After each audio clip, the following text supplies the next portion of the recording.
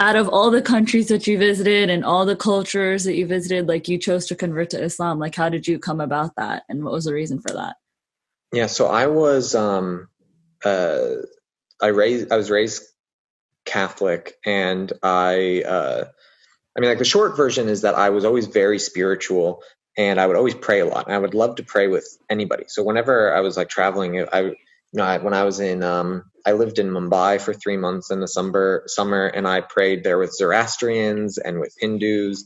And then I was in the indigenous part of Venezuela and Brazil, and I prayed with like the local indigenous kind of, it's like animist religions in a way.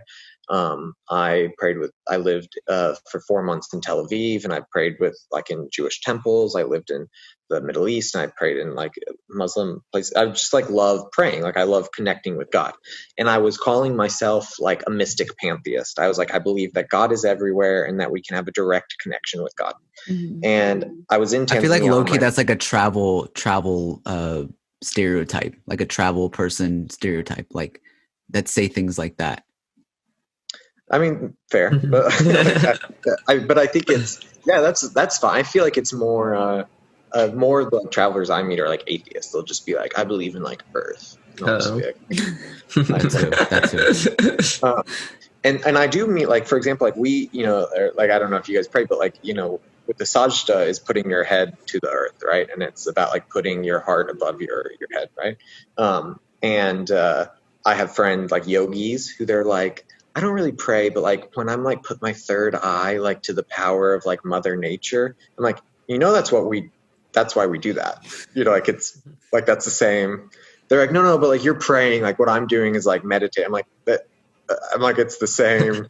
Like, and so that's why I loved like praying with all these different, because it was the same thing. It was about trying to form a connection with the divine, like with the ineffable, like what we cannot call, right? And when I was in my farm, this old man was like, well, what are you? Because I would go on Fridays to the mosque and on Sunday to the church. He's like, you're weird.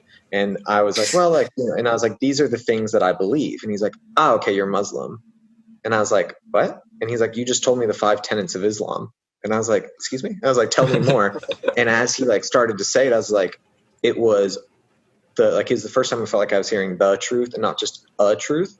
And then I got really interested about like the history of it and like what, separating culture from religion and separating religion from spirituality and like what does Islam actually mean. And the more that I got into it and have in the past 8 years since I converted, or 7-8 years since I converted, is I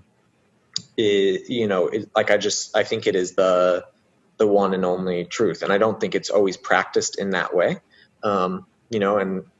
We could have a whole podcast about that. That's like also one of my like Islam. My 2 favorite conversation topics are identity and Islam, or religion more broadly. So happy to do those. But it's I think people don't realize that Islam is like the most flexible religion in the world. Like it really, like that's the reason it was able to spread so fast. I did a video about Islam with one of my friends who has a big following, and I got a lot of Muslim followers from that. I also did a conversion story post somewhere that also went viral, and a lot of my followers are Muslim. And I've also though posted like a video of me dancing, and I lost like 1,000 followers from that. And DMs, brother, you should not be doing this. You should not be promoting this. I've like hugged like a female in a video, or like talked about like a girlfriend and been told.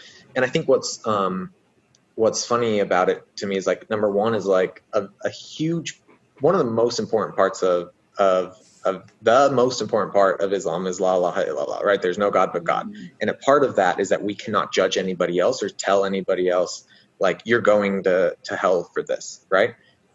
At the same time, we are supposed to give like recommendations to others. And so like that's like an interesting balance of like how do you do that?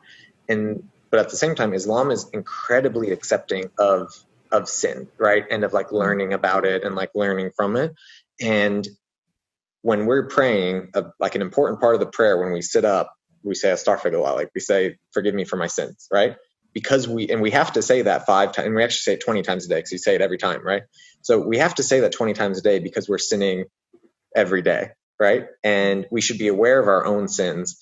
And like most sins for people are not what you can see. Most people's sins are in their minds, right? And so if I like, I don't think it's a sin to hug my female friend. Because I don't think it takes me further away from God. But if you do think that, like, worry about other stuff. Like, worry about yourself first of all, and then for me, there's a lot of other things I need to worry about more than that. So, bro, you're about to like get us with all those comments now. Like, did he just? You're about to get attacked on this podcast. Listen, they can worry about. Everybody needs to worry about their own set of sins, basically. Yeah, I'm just messing with you. The thing is, like I am the first to admit, like, I sin, like we all do, and so but call me out on what I actually sin on. Don't call, no hypocrisy and like judgment in that negative way that takes you away from being a part of a religion. If people actually knew what my sins were, they wouldn't even ever subscribe.